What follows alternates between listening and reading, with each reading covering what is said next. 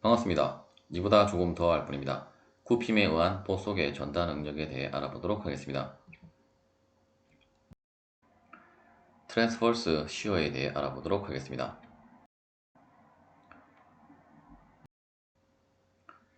저번 영상에서 우리는 비틀림에 의한 전단 응력에 대해서 다루었었고, 이제 빔에 들어와서는 우리가 먼저 이 오른쪽 그림부터 이제 먼저 우리가 살펴보면 어떤 다음과 같은 웹8보에 외력이 작용을 해서 이제 실제로 보 속에는 이제 전단력 V가 작용을 하게 될 것입니다. 따라서 이제 변형을 하고 난 후에 이제 실제 형상을 보면 이제 다음과 같이 굽힘이 발생을 했고, 실제 어떤 보의 단면을 보면 우리가 이제 저번 영상에서 살펴보았던 이제 굽힘 응력에 의한 플렉처 포뮬러에 의하면 이러한 단면이 이러한 식의 어떤 워핑 현상이 이제 발생을 할 일이 없는데, 하지만 우리가 실제 빔의 이제 굽힘 현상을 조사를 해보면 이 단면에는 뭐 우리가 육안으로 확인이 되는 경우도 있고 뭐 확인이 안 되는 경우도 있겠지만, 이제 엄밀하게 자세하게 관찰을 해보면 다음과 같이 표면이 어떤 파도가 치는 것처럼 이제 이러한 식으로 굴곡이 생기게 되고, 이러한 이제 굴곡이 생기는 원인은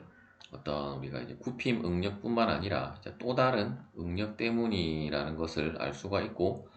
이제 그러한 응력이 이제 이번 영상에서 살펴볼 이제 굽힘에 의한 보속의 전단 응력이라고 보시면 되겠습니다. 이제 이러한 응력을 우리가 트랜스버스 시어 스트레스라고 하고, 즉 이제 어떤 축 방향에 우리가 전단 응력 같은 경우는 어떤 축 방향 하중이 이제 작용을 했을 때 이제 그러한 하중에 의한 전단 응력을 우리가 롱기튜디널 시어 스트레스라고 했다라고 하면, 우리가 이제 보의 어떤 외력이 작용을 해서 이제 굽힘에 의해서 발생하는 전단 응력을 이제 트랜스버스 시어 스트레스라고 할 수가 있겠습니다. 물론 이제 다음 슬라이드에서 우리가 살펴보겠지만, 어떤 이제 롱기튜디널 시어 스트레스와 어떤 동일한 방향의 이제 아래 방향에 이제 보시면 이러한 응력 성분이 발생을 하기 때문에, 항상 이제 전단 응력은 다음과 같이 평형을 이루려면 이제 짝을 이루어야 하기 때문에, 이제 이쪽 방향의 어떤 그 힘에 의해서 이제 그 힘을 이제 면적으로 나누면 우리가 응력이 되게 되고, 따라서 이제 그 힘에 의해서 이제 이 아래 방향으로 어떤 이제 전단 응력이 이제 발생을 한다라는 것을 알 수 있고, 이제 그러한 전단 응력을 우리가 이제 트랜스버스 시어 스트레스라고 하고, 이제 이러한 트랜스버스 시어 스트레스와 그리고 굽힘 응력에 의해서 실제로는 다음과 같은 이제 워업이 발생을 한다라고 이제 보시면 되겠습니다. 그리고 실제 이제 단면을 자세히 보시면 이제 화살표의 크기가 점점 커지다가 다시 작아지는 것을 확인을 할 수가 있는데, 따라서 우리가 이제 이런 트랜스버스 시어 스트레스는 어떤 보의 부분별로 이제 다르게 이제 분포한다라는 것을 알 수 있고, 이제 어떤 우리가 여태까지 살펴보았던 평균 전단 응력과는 이제 다른 부분이 있다라고 이제 보시면 되겠고, 특히 이제 우리가 보의 전단 응력을 알고 있으면 이제 전단력을 구할 수 있고, 이제 전단력 같은 경우는 우리가 이제 보의 SFD나 즉 이제 보의 보 속에 작용하는 어떤 이제 전단력과 굽힘 모멘트 등은 우리가 이제 SFD나 BMD를 통해서 여러분들이 어떤 최대 값을 구해서 이제 최대 전단 응력을 이제 찾는 식으로 문제가 나온다라고 이제 보시면 되겠습니다. 그리고 이제 워업이 발생을 한다라고 했는데, 다시 이제 워업이 중요한 것이 아니라 이제 이러한 단면상에 이제 어떤 이쪽 우리가 이제 이런 그 단면에 이제 그 V 방향에 이제 직각인 방향에 분포하는 이러한 전다 능력은 이제 모두 일정하다라는 그 가정이 들어가서 다음 슬라이드에서 이제 시어 포뮬러를 그 유도를 한다라고 이제 보시면 되겠습니다. 즉 이제 시어 플로우가 이제 존재를 해서 그 값이 일정을 하다라는 이제 가정이 들어가서 우리가 이제 시어 포뮬러를 유도를 한다라고 보시면 되겠습니다. 시어 포뮬러에 대해 알아보도록 하겠습니다. 우리가 이제 비틀림에서도 시어 포뮬러를 한번 다루기는 했었는데 이제 그때 다루었던 공식과는 좀 다른 공식이라고 보시면 되겠고, 먼저 어떤 이제 우리가 빔의 일정 부분을 이제 dx만큼의 어떤 미소 부분을 다음과 같이 잘라서 이제 중립축이 한 이 정도 부분에 이제 중립축이 있다라고 가정을 하고, 이제 잘랐을 때 어떤 이제 모멘트가 이제 그 굽힘이 발생을 했으므로 이제 굽힘 모멘트가 이제 그 이쪽 부분의 모멘트를 m이라고 하면 이제 dx만큼 이동했을 때의 모멘트는 이제 m 플러스 dm만큼의 이제 모멘트가 되게 될 것이고, 또한 이제 항상 시그마 fx는 0이라고 하는 이제 평형 방정식을 만족을 해야 하기 때문에 이제 어떤 이러한 그 굽힘 응력에 의해서 이제 발생한 그 힘들을 이제 모두 합한 것이 이제 0이 되어야 할 것입니다. 그리고 이제 이러한 어떤 그 빔의 그 크로스 섹션을 나타낸 3D 뷰는 이제 다음과 같다라고 생각을 하고, 우리가 이제 살펴볼 것은 이제 다음과 같이 조금 더 진하게 표시된 이쪽 부분에 대한 그 이제 응력 분포와 이제 하중에 대해서 한번 살펴보면, 먼저 이 부분을 우리가 다시 이제 응력 분포도로 살펴보면 어떤 이제 시그마는 이제 i분의 my라는 공식에 의해서 이제 이쪽은 시그마는 i분의 m 그 y가 되게 될 것이고, 이쪽 부분의 응력은 이제 그 시그마 프라임은 i분의 그 m 플러스 dm 곱하기 이제 y라고 했을 때, 이제 이 부분도 어떻게 보면 이제 시그마와 시그마 프라임에 의해서 이제 힘의 평형을 이루어야 하는데, 그림상으로도 당연히 y 프라임이 크기 때문에 따라서 평형을 이루려고 하면 또 다른 응력에 의한 힘이 이제 있어야 한다라는 것을 알 수 있고, 따라서 이제 이러한 어떤 물체의 외부에는 어떤 힘이나 그 응력이 분포를 할 수가 없기 때문에, 그리고 외력이 지금은 작용을 하고 있지 않기 때문에 어떤 내력의 어떤 응력 분포에 의한 이제 하중이 이쪽 방향으로 작용을 해야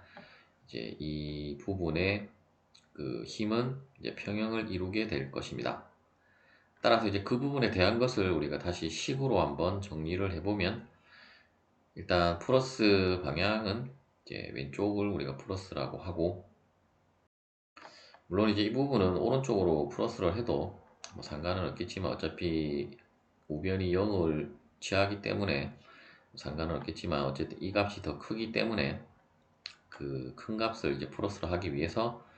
그 오른쪽 방향을 이제 플러스 방향으로 했다라고 보시면 되겠고, 오른쪽이 아니라 이제 왼쪽 방향을 이제 플러스 방향으로 했다라고 보시면 되겠고, 먼저 이제 시그마 프라임에 대한 하중은 이제 하중이 아니라 힘은, 이 단면에 작용하는 힘은 이제 시그마 프라임, 그리고 이쪽 부분의 면적을 우리가 이제 A 프라임이라고 하고, 어떤 미소 면적에 대한, 어차피 시그마 프라임은 어떤 미소 면적에 대해서 곱해야 그 어떤 점에 대한 힘이 나오고, 이제 그 점들을 모두 이 영역에 대한 그 면적 적분을 해준 것이 힘으로 환산이 되기 때문에 다음과 같이 표시가 되었다고 보시면 되고, 마찬가지로 이제 이쪽 부분도 동일한 방법으로 표시가 된 거고, 그리고 이제 아랫부분의 그 어떤 응력을 우리가 이제 전단 응력 타우라고 하고, 즉 이제 이 면의 수직한 수평한 방향으로 응력이 분포를 했기 때문에 이제 전단 응력 타우라고 하고, 또한 이 부분의 면적은 현재 이 부분에서 우리가 디멘전을 한번 살펴보면 이쪽 부분의 값은 t이고, 이제 이 사각형의 이제 이쪽 부분의 치수는 dx이기 때문에, 따라서 타우 t dx가 아랫방향으로 이제 이쪽 방향으로 작용하는 이제 힘이 되게 될 것입니다. 따라서 이 모두를 합한 것이 결국은 0이 되어야 하므로, 다음과 같은 우리가 평형 방정식을 작성을 할 수가 있고, 다시 우리가 시그마 프라임은 제가 앞서 설명을 드렸던 대로 i분의 m 플러스 dmy가 되게 될 것이고, 시그마는 i분의 my, 뒷부분에 타우 t dx는 그대로 타우 t dx로 표시를 하고, 이때 이제 먼저 시그마 인테그랄 A'에 있어서 면적은 동일하기 때문에 하나로 묶어서 이제 우리가 살펴보면 결국 i와 dm만, 즉 이제 i분의 my와 i분의 my는 이제 마이너스가 부호가 있기 때문에 소거가 되게 되어서 결국 남는 것은 i분의 dm만 남게 되고, 또한 이 부분은 우리가 이제 i는 결국 이 단면이 결정되어지는 상수값이고, dm도 이제 이 뒤쪽의 y da와는 무관한 물리량이기 때문에 이제 상수로 취급되어서 이제 인테그랄 기호 밖으로 나가면 이제 i분의 dm 곱하기 인테그랄 a 프라임 y da 프라임은 이제 이 부분을 이항시키면 타우 t dx가 되게 될 것이고, 따라서 이제 타우에 대해서 식을 다시 정리를 하면 다음과 같이 식을 정리를 할 수가 있을 것입니다. 그런데 이제 인테그랄 YDA는 결국 우리가 단면 1차 모멘트의 정의에 관련된 식이고, 또한 결국 단면 1차 모멘트는 어떤 그 부분에 해당되는 면적 곱하기 이제 그 부분의 면적의 도심까지의 거리를 곱한 것으로 정의가 되기 때문에, 따라서 Q는 이제 Y 프라임 A 프라임으로 생각을 하거나, 혹은 이제 이 부분을 조금 더 간단하게 그냥 Q라는 기호 하나로 표현을 하고, 그리고 이제 dm dx는 결국 모멘트를 이제 우리가 x에 대해서 미분한 것이 우리가 이제 전단력과 모멘트의 관계식에 있어서 v는 dm dx이므로, 따라서 결국 dm dx는 전단력 v가 되게 되므로, 따라서 이제 식을 더 간단하게 정리를 하면 이제 이 아랫부분에 어떤 보의 굽힘에 의해서 발생하는 전단 응력 타우는 이제 전단력 곱하기, 즉 이제 이 dx만큼 이동했을 때 이 단면에 작용하는 이제 전단 응력 타우는 이 단면에 작용하는 전단력 v 곱하기 어떤 이 단면에 우리가 어떤 지정한 부분의 영역에 해당되는 이제 단면 1차 모멘트를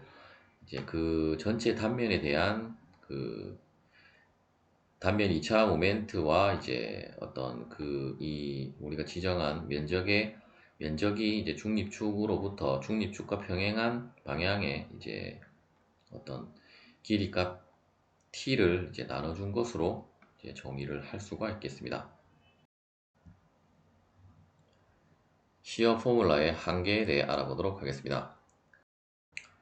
한계란 결국 이러한 경우에는 이제 시어 포뮬라가 이제 안 맞다라는 의미가 되겠고, 먼저 이제 첫 번째 어떤 빔의 단면이 어떤 이 폭과 높이의 비가 이제 2배 이상 차이가 나게 되면, 어떤 이제 이렇게 커브로 된 것이 우리가 실제 전단 응력에 대한 분포에 대한 것이라고 하면, 우리가 어떤 시어 포뮬러에 의해서 계산을 한 것은 이제 어떤 일정하게 이러한 식으로 나오기 때문에, 따라서 이제 이러한 경우는 타워 맥스 값의 갭이, 즉 이제 이렇게 점선으로 되어진 부분이 우리가 시어 포뮬러로 구한 타워 맥스 값이라고 하면, 어떤 그 값 사이에 이제 그 오차값이 상당히 많이 차이가 나기 때문에 이러한 경우에는 우리가 시어 포뮬러를 사용을 하는 것이 이제 의미가 없다라고 보시면 되겠고, 이제 두 번째는 다음에 보시는 것처럼 어떤 단면이 이제 급격하게 좁아들다가 다시 급격하게 이제 넓어지는 이러한 경우에 있어서는 이제 실제로 응력 집중에 의한 그, 그 최대 응력의 값들이 차이가 나기 때문에 이제 엄밀하게는 이러한 경우도 우리가 시어 포뮬러를 사용을 할 수는 없지만, 이제 우리가 아이빔에 대해서도 이제 다루게 될 건데, 이제 아이빔에 대한 그 시어 포뮬러도 우리가 한번 유도를 해볼 건데, 이제 그 경우는 이제 어떤 각각을 따로따로 그 된 이제 부품을 어떤 접착제로 이제 붙여서 이런 식으로 만들었다라고 가정을 하고 이제 문제를 푼다라고 보시면 되겠고, 혹은 뭐 단일 빔이라고 하면 그런 응력 집중은 우리가 무시를 하고 계산을 한다라고 이제 보시면 되겠습니다. 마지막으로 이제 다음에 그림에 보시는 것처럼 어떤 이러한 굴곡에 의한 경사가 있는 면을 가진 이러한 단면에 대한 빔들은 실제로 어떤 이 B 부분과 A 부분에 대한 어떤 미소 엘리먼트를 우리가 따로 떼서 이제 거기에 분포하는 응력을 한번 살펴보면, 실제로 어떤 보호 내부에 작용하는 그 응력을 우리가 이쪽 부분에 이제 그 트랜스버스 시어가 이쪽 부분으로 발생을 한다라고 하면 반대쪽으로 이쪽 방향으로 발생을 할 것이고, 따라서 이제 이쪽 부분은 이제 아랫 방향으로 이제 발생을 하게 될 건데, 다시 우리가 어떤 수직한 방향으로 다시 이제 이쪽 부분이 원래는 타우이고, 이제 즉 이제 시어 포뮬러에 의해서 계산된 타우이고, 이 타우를 이제 이러한 경사진 방향으로 이제 분해를 한 것을 우리가 타우 2 프라임 그리고 타우 프라임이라고 하면, 이제 타우 2 프라임은 뭐 어차피 안쪽 부분에 들어가 있기 때문에 뭐 분포를 한다라고 해도, 이제 타우 프라임 같은 경우는 실제 어떤 물체의 외부에는 응력이 작용을 할 수 없고, 즉 이제 응력이라고 하는 것은 항상 물체 내부에 작용하는 어떤 내력에 의한 것이기 때문에, 따라서 이제 물체 표면에는 응력이 작용을 할 수 없기 때문에 실제로는 다음과 같이 이제 타우 맥스가 이쪽 방향으로 어떤 크기가 다른 그 응력으로 이제 계산이 되어진다라는 의미가 되겠고, 따라서 이제 이러한 방향과 크기 차이에 따라서 이제 이러한 경우도 우리가 시어 포뮬러를 이제 사용을 할 수 없는 경우라고 보시면 되겠습니다. 혹은 뭐 사용을 하더라도 어떤 실제 값과는 차이가 많이 날 수도 있다라는 의미가 되겠습니다. 그렇다면 우리는 왜 재료역학에서 이렇게 실제와도 맞지 않는 그 구닥다리 공식들을 왜 공부를 하는지에 대해서 여러분들이 의문을 가질 수도 있을 것입니다. 물론 최근에는 어떤 유한요소법이라고 하는 기법과 그러한 유한요소법을 이용한 이제 프로그램들의 개발과 발전으로 더 이상 여러분들이 뭐 이러한 공식을 암기를 해서 빔을 계산할 일은 뭐 실무에 가서는 없다라고 보시면 되겠고, 하지만 우리가 어떤 잘게 쭉 자른 어떤 미소 엘리먼트에 대한 것은 결국 이러한 요소에 대해서는 우리가 시어 포뮬러를 적용을 할 수 있기 때문에 이제 가장 기본적인 그러한 내용들은 여러분들이 이제 공부를 하는 거라고 보시면 되겠습니다. 예제를 풀어보도록 하겠습니다. 다음과 같은 어떤 직사각형 빔의 전단력 V가 이제 다음과 같이 작용을 하고 있을 때, 이제 이 단면에 어떤 A'에 해당되는 이 부분에 대한 전단 응력을 구하라는 문제가 되겠습니다. 먼저 이제 우리가 그 공식에 의해서 이제 IT분의 VQ에서 V는 뭐 정해졌고, I는 뭐 이 전체 BH 단면에 대한 그 단면 2차 모멘트를 이제 어차피 여러분들이 뭐 문제를 여태까지 많이 풀어보셨다라고 하면 뭐 12분의 BH 3승으로 암기를 하고 계실 거고, 결국은 대부분의 이제 트랜스버스 시어를 구하라는 문제는 이 단면 1차 모멘트 Q를 이제 구하는 문제라고 이제 보시면 되겠고, 그리고 T는 어차피 뭐 이 그 수평 방향의 치수가 변하는 부분이 없이 그냥 P로 고정이 되어 있기 때문에 이제 T는 P가 되게 될 것이고, 먼저 Q는 이제 우리가 앞서 살펴본 대로 뭐 적분식을 사용을 해서 여러분들이 뭐 계산을 해도 되겠지만, 그냥 간단하게 그냥 y바 프라임 곱하기 a 프라임으로 계산하는 것이 가장 간단하다고 보시면 되겠고, 먼저 y 바 프라임은 결국 우리가 중립축은 뭐 이 도형의 그 도심을 지나는 축이기 때문에 그냥 2분의 h 부분에 그 중립축이 있다는 것을 알 수 있을 것이고, 우리가 어떤 a만큼, 즉 이제 y만큼 떨어진 이 부분에 대한 y바 프라임이라고 하는 것은 결국 이 부분에 대한, 또 이 부분의 도형에 대한 도심이 있을 것이고, 이제 그 도심까지의 그 중립축으로부터의 이제 거리 값이라고 보시면 되겠습니다. 따라서 y바 프라임은 일단 이쪽이 y면 이쪽 부분은 이제 2분의 h 마이너스 y이고, 다시 그 부분을 이제 2분의 1을 곱한 것이 결국 이 도형의 도심의 위치이기 때문에, 따라서 그 부분을 표현을 한 것이 이제 이쪽 부분이라고 보시면 되겠고, A'은 뭐 간단하게 어차피 이 도형의 그 면적이기 때문에 그 이쪽 치수는 B로 고정이 되어 있고, 이쪽은 앞서 우리가 2분의 H-Y로 그 A'은 여러분들이 간단하게 구하실 수가 있을 것입니다. 따라서 이제 이 식을 이제 조금 더 간단하게 여러분들이 정리를 해보면, 이제 Q는 2분의 1 곱하기 4분의 H 제곱 마이너스 Y 제곱 B가 되게 되고, 이때 이제 H와 B는 어떤 상수 값이기 때문에 이제 Y에 대한 그 함수식으로 Q가 이제 계산이 아니고 이제 작성이 되어진다라고 보시면 되겠고, 이제 y 제곱에 대한 식이기 때문에 실제 어떤 전단 능력의 분포도에 대한 그래프는 이제 포물선의 형태를 띠게 된다는 것을 알 수가 있을 것입니다. 따라서 이 값을 이제 Q에 대입을 해서